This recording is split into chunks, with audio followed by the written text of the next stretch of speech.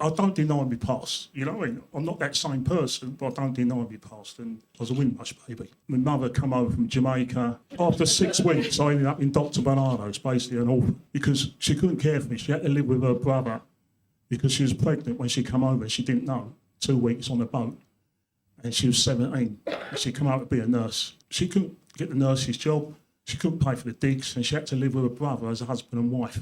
There's signs up there saying no dogs, no Irish and no blacks, you know. So they were the times. And the white foster parents who survived the Blitz, old enough to be your grandparents, brought me up with their own family in an all-white area. 8 years old, 66, we won the World Cup, country's in a feel-good factor in football. Football was everything. And next door neighbour, being a West Ham season ticket holder, took me to West Ham at 8, you know. And for the first time since I left home, colour didn't matter. Mum, I left my door, it mattered. I had 40-old lorry drivers call your names and everything else. You know what I mean? So I used to run the gauntlet at 8 years old. I became what you call a bedroom kid, a thinker. I used to bury it because I didn't want my foster parents to know, because they was trying to give me a start in life. By the time you got to your teens, the football violence thing was already kicked in. And the gang I ran with was Colton and all the lads. If you want to talk about football violence, it's gang culture. End of. It's simple. You know, the camaraderie, the brotherhood, the bond.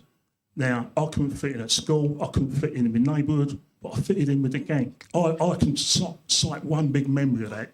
I'm in prison on a fitter by West Yorkshire Police for stabbing I didn't do, who they told me to my face they're going to fit me up. And after a football game at QPR, the screw said to me, hear that noise on the common. And he said, that's for you.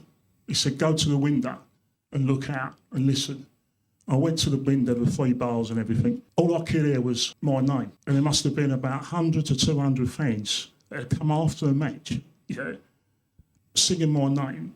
And it's like the Injustice campaign where they even marched to Downing Street. And what I never forget was at that time period, this was 81, at that time period, they were still saying football hooligans were right-wing, particularly West Ham, they were saying right-wing for broken homes, working class, scum, mindless, morons, and fascists. These were bothered so much, they fought a campaign for me. And I looked at it, there was nearly all white faces, you know. And so to me, the state was saying this, but the people I knew gave me everything that I didn't have in normal society. I was sitting on next to him when he got nicked that time, Sheffield Wednesday away, yeah. And he never done it. Right. Bloodstained £5 note. He's involved in the stabbing.